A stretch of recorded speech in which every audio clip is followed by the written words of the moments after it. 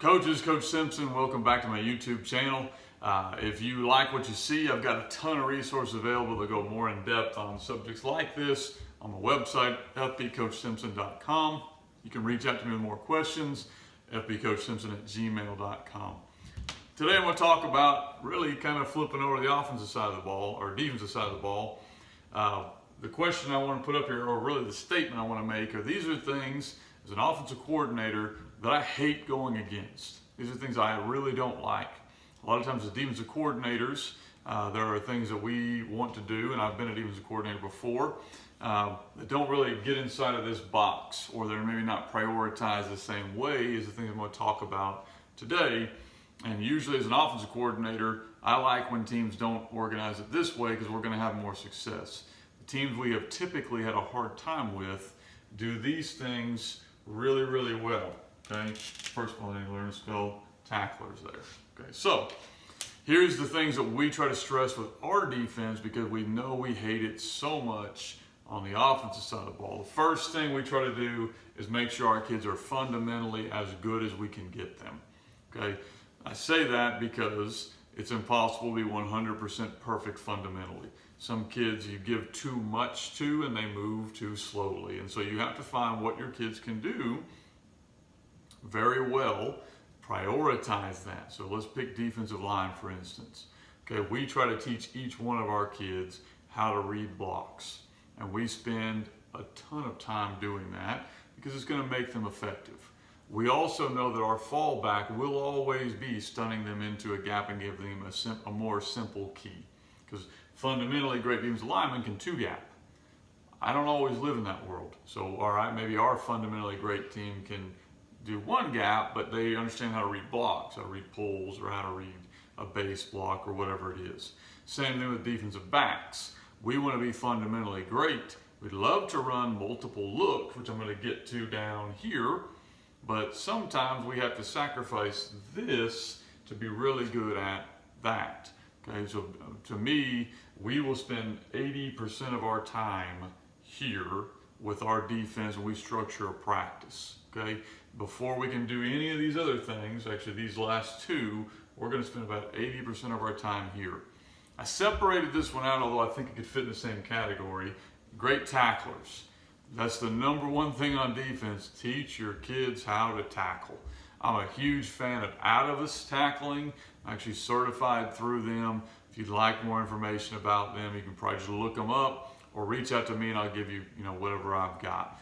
But to me, tackling is the hardest part of defense because that's just what makes football unique.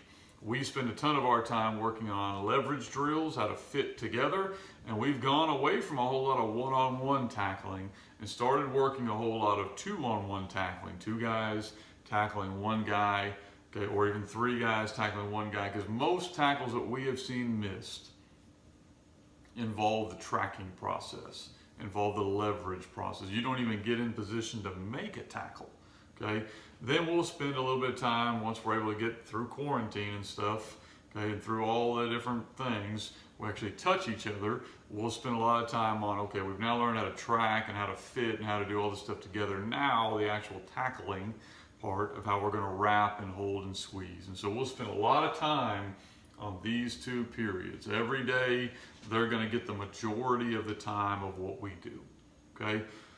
The third thing I look for that I hate going against is teams that can hide movement. I'm not just talking about movement. Any defense has movements. They have different calls, they have different fronts, they have different stunts. Most of the time, probably 90% of those defenses, I know before we snap the ball, and my kids know before we snap the ball where they're moving to and what they're doing. So to me, that's not great post-snap movement. Like if you're going to go cover three and you're already kind of spinning, we know you're in cover three and you're not hiding anything. You might as well have just lined up in it, okay? Post-snap movement to me is it looks the exact same as what you have been doing, but you're doing something different. So for me, defensively, we're three front, head up, and then moving different directions would be a problem a lot of times for our guys, and we hope is a problem for the opponent, okay? Being able to line up the same way at outside linebacker, and sometimes we're blitzing and sometimes we're covering, that can be a problem if you line up the same every time. If you give it away by alignment, it's not as hard. Same thing coverage-wise. If we look like we're in cover 2, cover 4, and we end up in man 0 or roll into cover 3 or roll into cover 1, that's a good look. Okay, can we do that and make it look the same? Okay, so to me, get really great at fundamentals, get really great at tackling, then start toying around with, okay, we've kind of got our home and our base really good. Now let's start looking at hiding and deception. Because hiding and deception is what most defensive coordinators go to day 1 or day 2 or day 3. I don't want to touch that, okay, until we're about day 10. I want to get really good at our home and then start looking at that. The next thing on there is great backside discipline. Now this could fall in and should fall into number 1, but most of the time as an offensive coordinator, I'm looking at how your backside guys are handling whatever we're doing. Most of the time, play side guys are handling it fine. We coach the snot out of that, how to fit on a run, how to fit on a toss, how to fit on a screen. What are you doing on the backside? Okay, are these guys hyper aggressive and they're coming down here? Well, now we know we're going to run a lot of counters, we're going to run a lot of boots, we're going to run a lot of RPO type stuff off the backside if you're not disciplined back over here. So to me, one of the most undercoached part of defense is coaching up how you want that backside to look. You know, which kid is your squeezer and he's coming down the heel line, which kid's sitting back there playing cut back, counter, reverse, which has your corner on the backside handling stuff. Are you fitting with a safety? You know, what are you doing on the backside? Teams that I think are great on defense, fundamentally great, just across the board. Okay, they're great tacklers. That includes fitters and everything else. Now, reality comes into play on tackling a lot of times. I may have a stud, so you better get 2 guys there to make sure you tackle. Post-snap movement, can you hide and disguise what you're doing and it looks the same all the time? Great backside discipline. If you don't do that, offensive coordinators are going to find that pretty quickly and they're going to run a lot of misdirection on you. Okay, guys, if you're interested in more information, I've got my whole 3-4 series up on CoachTube. You can go get that. You can go to my website, fbcoachsimpson.com, and there's a lot of resources there for you.